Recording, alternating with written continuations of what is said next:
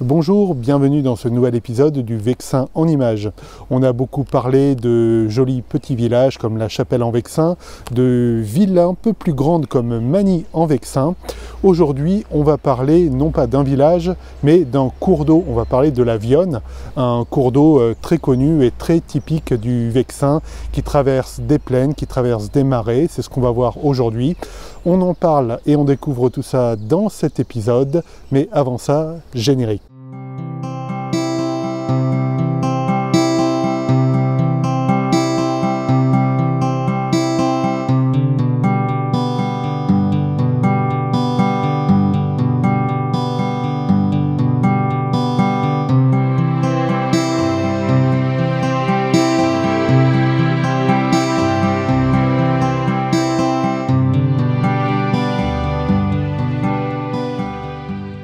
La Vionne passe par pas mal de villages, donc elle traverse des coins vraiment très typiques du Vexin. Et alors elle traverse aussi un coin que vous reconnaissez peut-être parce que j'y ai tourné beaucoup de vidéos. C'est le marais de Boissy-Montgeroux. C'est donc un marais qui est quand même assaini à certains endroits et qui permet vraiment de tourner de belles vidéos, qui permet d'être tranquille aussi pour tourner des vidéos. D'ailleurs, j'avais même appelé cet endroit mon studio d'extérieur, voilà, parce que j'ai quelque part un studio d'intérieur qui est chez moi quand je veux tourner une vidéo. Mais parfois, voilà, j'aime bien tourner une vidéo en extérieur et il y a des endroits où j'aime bien tourner des vidéos parce que je connais la sonorité de l'endroit, etc. Et le marais de Boissy-Montgeroux en fait partie. Et justement, la Vionne est un petit cours d'eau très tranquille, passe par le marais de Boissy-Montgeroux.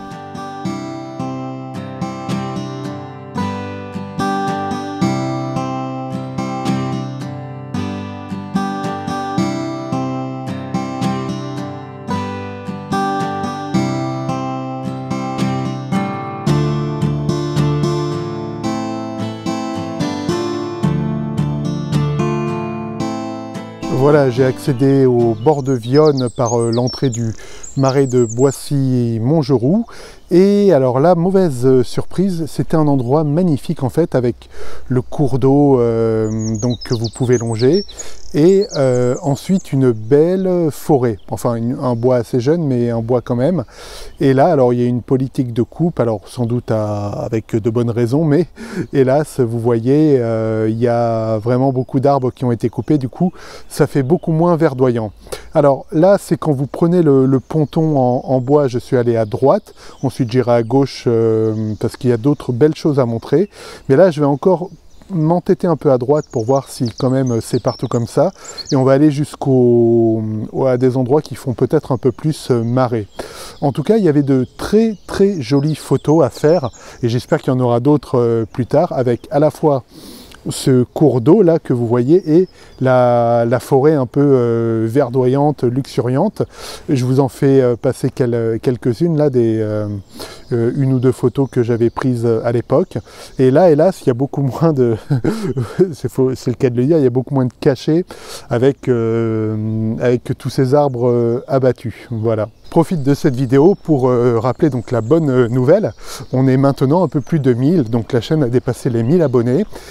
Et à cette occasion, je propose une FAQ, une foire aux questions, et vous pouvez me poser vos questions. Pour ça, c'est très simple. Il y a un lien vidéo qui va s'afficher là dans les fiches, et il y a aussi le lien dans la description. C'est une très courte vidéo de 2 minutes, et dans cette vidéo, il suffit d'y déposer en commentaire votre question. Voilà, ça peut être une question comme vous le souhaitez. Donc voilà, c'est la FAQ des 1000 abonnés. Donc vraiment, merci à tous de suivre Traitement Noir et Blanc, de suivre ces petites émissions là du Vexin en images. Et allez, on poursuit. Je poursuis toujours donc sur le côté droit, disons, une fois qu'on a passé la passerelle du marais. Et là, bon, c'est carrément une clairière là qu'ils ont construit. Donc voilà, j'espère que je vais retrouver un peu de verdure un peu plus loin. On va voir ça. Je poursuis donc ma route le long de la berge. Et là, j'arrive. Alors, je vais voir si c'est contournable, mais sur un obstacle quand même de taille. Hop. Vous voyez, il y a carrément... là, ils sont allés loin quand même dans dans la coupe des arbres, il y a carrément un arbre en travers du chemin. Et les abords sont pas très praticables parce que c'est très,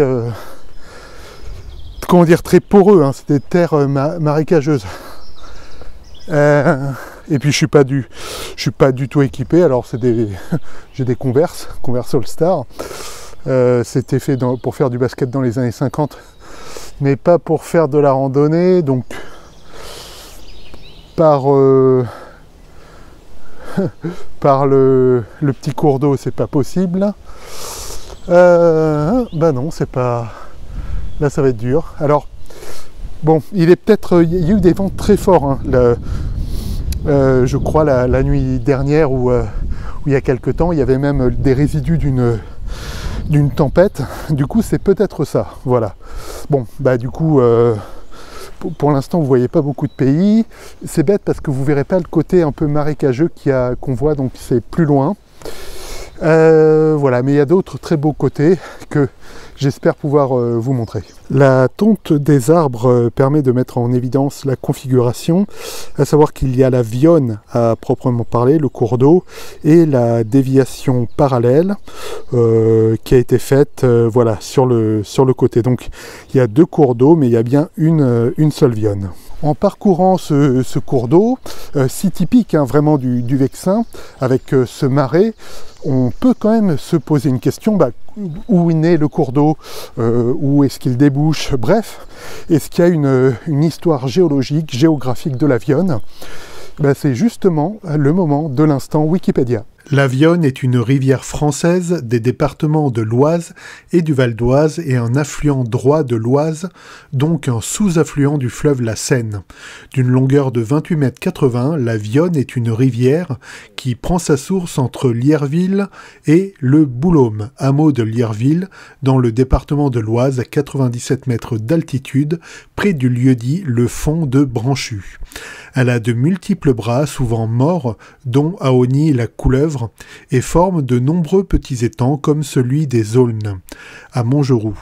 Une partie de son cours fut modifiée sous Napoléon III dans la traversée de la ville basse de Pontoise pour pouvoir construire la gare et son esplanade. Voilà, je suis retourné sur mes pas, donc j'étais parti à droite après le ponton en bois sur lequel vous m'avez vu. Là, là, on repart un peu sur la gauche, voir d'autres choses. Et c'est vrai, avant, j'enregistrais mes vidéos sur cet autre petit ponton là qui enjambe le petit canal, vous voyez.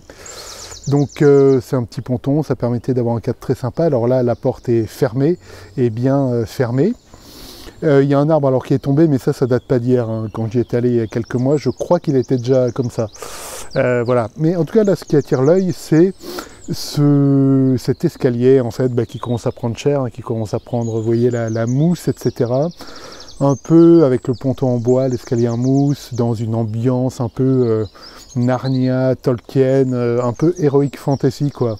On s'attendrait presque au bout de cet escalier à trouver des farfadets ou une troupe d'elfes. Enfin, il y a juste un pauvre arbre déglingué, mais voilà. Ça, la personne qui voit la photo n'est pas censée le voir. Donc là, il y a moyen de faire une belle photo. Alors là, j'ai pris que le 35 mm, donc je vais voir ce que ça peut donner. Je vous affiche le rendu là. Mais voilà, en tout cas, j'avais pas encore fait de photos de cet escalier, donc voilà, on peut comme ça au détour d'une balade trouver des points très intéressants pour faire des photos qui peuvent être assez sympas.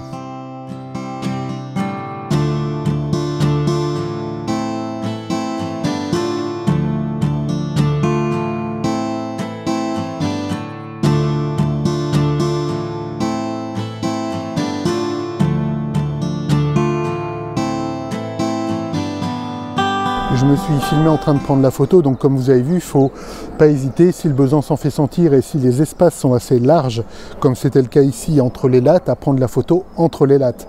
C'est ce que j'ai fait. Alors comme vous avez vu sur la vidéo, j'ai dû quand même enlever le pare-soleil pour que l'objectif soit plus collé et donc avoir moins de recul et donc vraiment qu'il n'y ait pas de bout de barre dans la photo. Mais même s'il y en a un peu déjà, vous faites la mise au point de toute façon sur l'escalier et vous recadrez et vous éliminez, donc il n'y a pas de souci. Alors pourquoi je l'ai prise entre les lattes? Parce que prise d'au-dessus des lattes, ça faisait un point un peu en plongée et je voulais un peu avoir pas tout à fait un ras-le-sol quand même, mais partir comme si on était à la limite au ras du sol des lattes vers l'escalier. Voilà, je voulais pas de vue comme ça en contre-plongée. C'est pour ça que le bon point de vue ne m'était pas offert en prenant au-dessus des lattes, donc il a fallu se baisser et prendre entre les lattes. Donc vraiment les lattes, de même pour des grillages aussi, les grillages vous savez en losange comme ça, très souvent, à moins que ce soit un maillage très petit, ce qui peut arriver. Mais sinon, je veux dire, ça passe crème quoi. Vous, au pire, comme j'ai fait là, vous retirez le pare-soleil pour vraiment coller l'objectif sur la surface. Vous prenez la photo et ça marche très bien. Et même d'autant mieux s'il y a de la faible luminosité. Alors ce qui n'était pas le cas là. Hein. Là, il y avait... je me suis mis à f8, j'étais à je sais plus ISO 200 ou 400, je sais plus, et j'étais très large au niveau de la vitesse, donc il n'y a pas de problème. Mais si jamais il y a une faible luminosité, le fait d'appuyer l'appareil sur un support vous offre un point d'appui en plus. Voilà, surtout quand vous êtes un peu accroupi de manière inconfortable, ça vous offre un peu de stabilité pour votre photo. Voilà, on retrouve enfin un aspect un peu plus bucolique. Donc là, il n'y a pas eu donc de scolétellade d'abattage d'arbres. Il y a encore toute la végétation où là vraiment on a une belle composition avec le cours d'eau, le sentier, le petit ponton là que vous voyez au fond et un peu la végétation. Voilà, là on a une belle compo qui un peu similaire à celle que j'avais prise il y a de ça quelques temps et que je vous avais montré en début de vidéo de l'autre côté. Voilà, comme vous le savez, j'aime beaucoup le noir et blanc. La chaîne s'appelle d'ailleurs Traitement noir et blanc, mais avec des... Voilà, là on est quoi? On est mi-avril, la végétation revient vraiment, là c'est le printemps, et du coup avec beaucoup de feuillus comme ça, le noir et blanc a tendance à faire des pâtés, je trouve. Voilà. Du coup, là je privilégie plutôt la couleur dans des situations comme ça, où on a beaucoup de feuillus, et de feuillus différents en fait. Alors je suis pas un spécialiste en arbres, mais il y a des, voilà, on voit qu'il y a plein de feuilles différentes, il y a du lierre qui s'accroche à certains arbres, et du coup, voilà, ça fait énormément de micro-détails dans la photo, et plus il y a de micro-détails dans la photo, plus ça fait un peu bouillabaisse quoi, quand on fait du noir et blanc.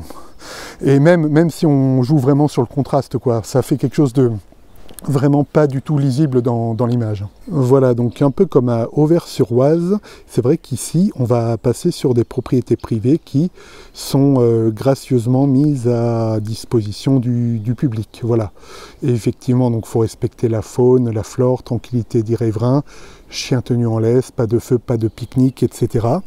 Mais voilà, donc on est sur des propriétés privées, mais on va pouvoir passer tranquillement. Voilà, je vous montre le chemin sur lequel on serpente. Donc à gauche, il y a les fameuses propriétés. Là, je marche donc sur un chemin qui est privé, qui appartient à la propriété, mais qui est mis à disposition. Et à notre droite, nous avons le cours d'eau.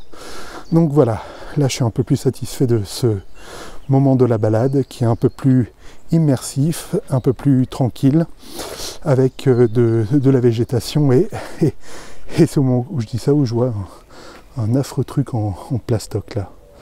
Voilà, mais c'est planté, je crois que ça a une utilité. Bon, voilà, le reste est quand même pas mal. Le long du cours d'eau, il y a plusieurs petites écluses comme ça, où là je viens de devant, là comme vous voyez. Et voilà, il y a une écluse et ça permet de réguler l'irrigation en contrebas. Voilà. Donc ça permet de réguler le flux d'eau et on en trouve une ou deux comme ça sur le chemin. Je me dis que ça régule le cours d'eau donc qui est en aval, mais je pense que ça régule aussi quand même le cours d'eau ici pour éviter des inondations. Là voilà, comme vous voyez, donc là le chemin sur lequel je suis donc est tout petit, on se croise à peine, et le niveau de l'eau. Et pourtant, alors on n'est pas aux périodes des grandes eaux, etc. Enfin, c'est vrai qu'il y a eu quelques précipitations, mais il est vraiment pas très loin de là où je marche, quoi. Donc du coup, faut bien réguler tout ça et Alors j'en sais rien, mais peut-être que ça sert en cas de risque d'inondation pour éviter que les maisons en aval soient inondées. Voilà, on arrive, retour un peu à la civilisation, on arrive au village là, enfin c'est Boissy ou Montgeroux, je sais plus, c'est le marais de Boissy-Montgeroux, donc voilà. Mais en tout cas, on arrive à des choses vraiment assez pittoresques, là, avec cette jolie tourelle qui a un petit ponton en métal là, qui surplombe donc le cours d'eau, et des choses assez pittoresques là. Donc je vous montre hop, sur le plan, comme ça, des petites ouvertures, avec un vieux canapé, comme ça, comme vous voyez là, sur ma droite, donc je pense sur votre gauche. Voilà, et là, je vais vous montrer ça sur un plan, mais la Viosne continue son parcours sous un petit tunnel, sous les maisons. Donc voilà, là on trouve des choses vraiment très, très jolies. Peut-être ce à quoi ressemblait le cours de la Bièvre à Paris avant qu'il ne soit complètement, qu'il n'aille finir sa course dans les égouts. Enfin, la Bièvre existe toujours hein, en tant que cours d'eau, mais elle finit on ne sait plus trop où elle finit son parcours, mais avant elle courait vraiment dans Paris. Donc avec des lavoirs juste à côté. D'ailleurs le coin que j'ai vu avec le canapé était peut-être avant utilisé comme lavoir, j'en sais rien. Mais voilà, là on est sur des endroits vraiment très sympas. Ainsi se termine notre petite balade le long de la Viosne. J'espère que ça vous a plu. J'ai édité un livre photo il y a de ça quelques temps, Solitude, justement centré sur le Vexin. Je vous laisse en écran de fin, ça va s'afficher là si ça ne s'est déjà affiché, une vidéo de présentation du livre. Donc vous pouvez y aller, regarder la vidéo et voir après si ça vous intéresse. Je vous retrouve dans cette vidéo ou dans une prochaine, et d'ici là je vous dis à très bientôt, faites de belles photos. Ciao.